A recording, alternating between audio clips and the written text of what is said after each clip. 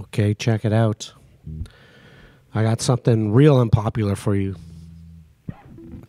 So, any good musician, okay, has this skill, and they worked hard for it, but they had fun doing it. I'll let me add that, and that is that they've trained their ears. What I mean by that is, they can they can hear a tune and they can pick it up like really fast. You may have seen this with, some musicians who can just hear a tune and all of a sudden it's like, before the song is ended, they've figured out kind of more or less how to play it. They've sort of figured out this harmonic structure of the tune, and they're then kind of working on the nuances of it. And so how do they get there? Is this a useful skill? I think so. I really think so. For me, as the kind of bass playing that I play, I rarely play my bass lines the same way twice. It's the way I approach the bass. That's the kind of music I like to play, and I like an improvisational element in my music. So being able to like pre-hear what you want to play and being able to execute it, this all comes from ear training. And I'm not saying that I'm like a master. I'm not at all. But I have, I can listen to a tune and have a kind of a more or less a decent idea of like what's going on within a few listens. I can typically like tell you what's going on. In any event, this becomes a useful skill for like learning new tunes and, like I said, improvising, for composition and writing. Like this is invaluable.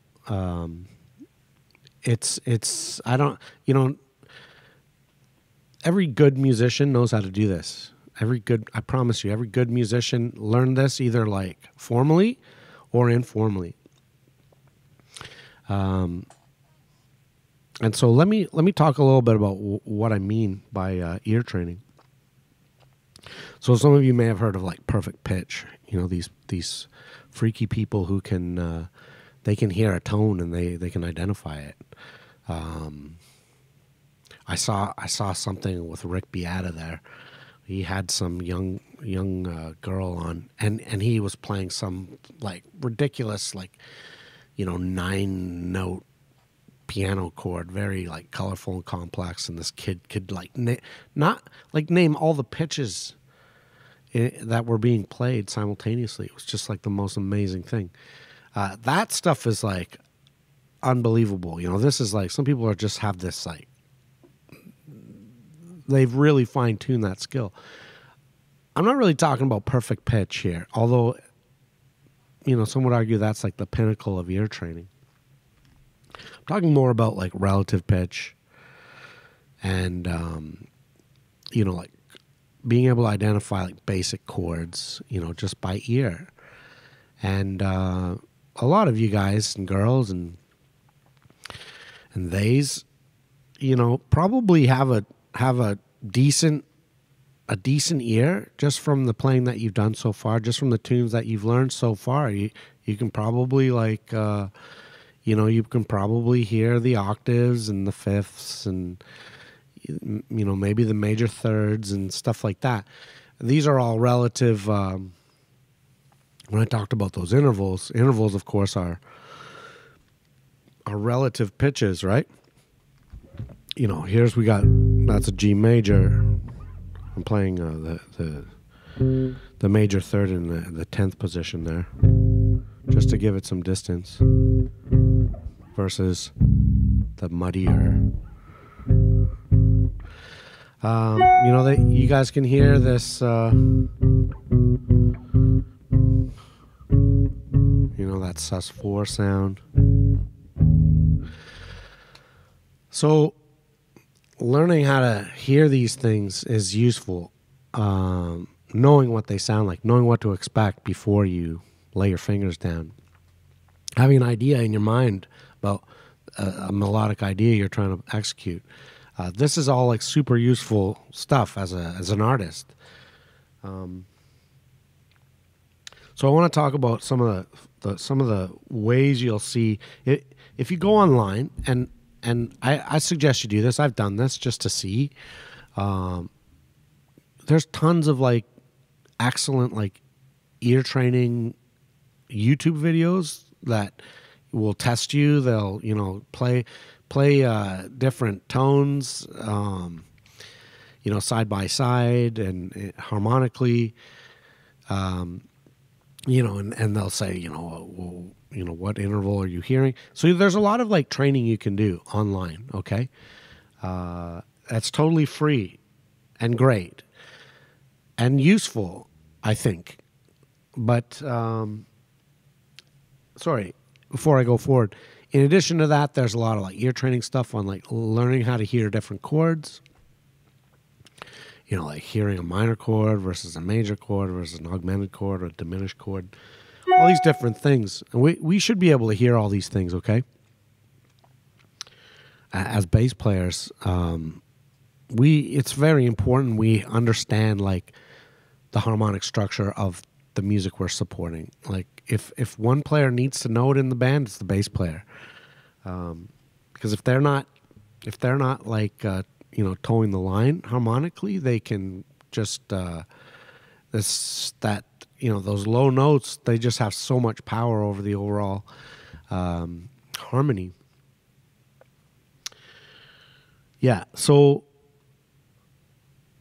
I go ahead. I totally recommend checking those out. I want to offer another one though, and I think a lot of us, like maybe us older folks, I'd like to think I'm not that old, but you can see here from my beard, I've got some gray. But like when I picked up the bass back in the, guess it would have been like the early 90s. Yeah, would have been like 91 or something. Like the concept of ear training, I had no idea like why I would even want to do that. I couldn't have cared less about that.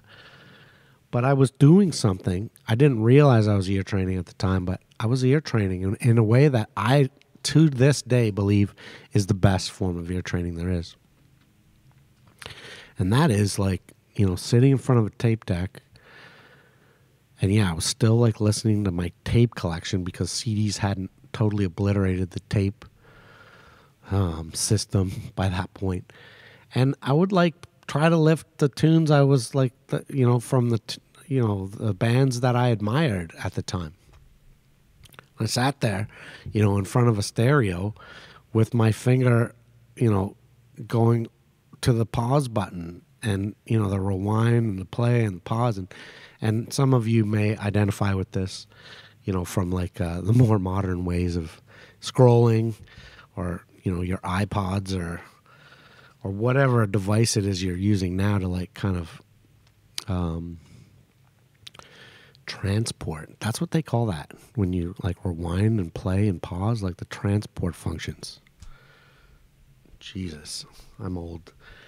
But that's how I learned. That's how my ears got trained. And I would lift like these bass lines that I was hearing.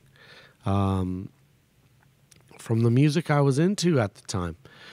And that forced me to learn, like, it really forced me to learn, like, to start recognizing, like, different, like, melodic shapes and intervals. Like, I started to hear, like, I started to hear what that fifth sounds like. Where that, if, I heard that in a tune, and that's like that fifth that gets used all the time. I could hear that interval and know like, oh yeah, that's like the fifth. Like, I know that, and I don't know if I even knew it was the fifth. I just knew it was this distance. And I knew that distance had that sound. But I had to do this by like listening lots of different songs where I started to see that pattern like repeat itself. You know, another thing I started to see a lot in the kind of music I was listening to was like this pentatonic minor sound. You know, this,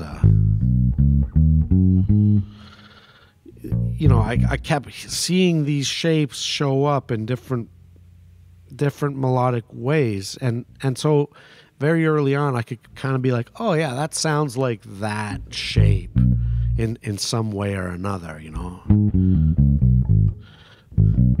And I learned that not by, you know, practicing like the pentatonic minor scale or listening to, you know, like doing like formal ear training. I was lifting it from songs I was like interested in playing, which was good because it, you know, it taught me like, it taught me to hear those kinds of sounds like in the context of the music as it was, you know, being played in a band context. So not only did I learn like the tones and their sort of like shapes and whatnot by just like learning things by ear, but I also like was influenced by like the rhythmic ideas that were applied to those and, you know, how they were used, you know, for those different genre of music. Anyways, here's what I want. I want to end the video because, you know, I think I've made my point. But I would challenge you, newer players, and you know what? I'd challenge all you players out there. You know, like before you jump on, let's say you're learning a new tune, before you go and jump on YouTube to figure out, you know, like and see what people are doing, or look, you know, use your eyes to view the tabs, or go find the sheet music. Do yourself a favor and take that opportunity to do some ear training and just listen to the song. Don't look at anything, and sit there with your instrument and hear it out. It doesn't matter if you get it, if you're getting it right away. That's not the point. It's more about like challenging and reinforcing your mind's ear in what it's hearing and connecting those things, you know, like being able to connect what you're hearing to what you're playing, and ultimately, you know, to the point where you can hear stuff in your head and be able to execute what you're hearing in your head because you recognize the sounds you're hearing in your head and you can play them. And I'm telling you, like, all the best musicians, all the best artists out there know how to do this.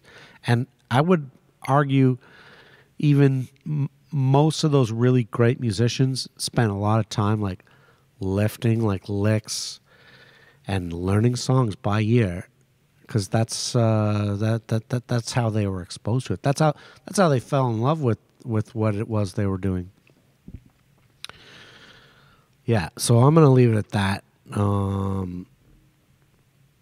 Yeah, use your ears. You know, it's no wonder people close their eyes when they play. Think about that.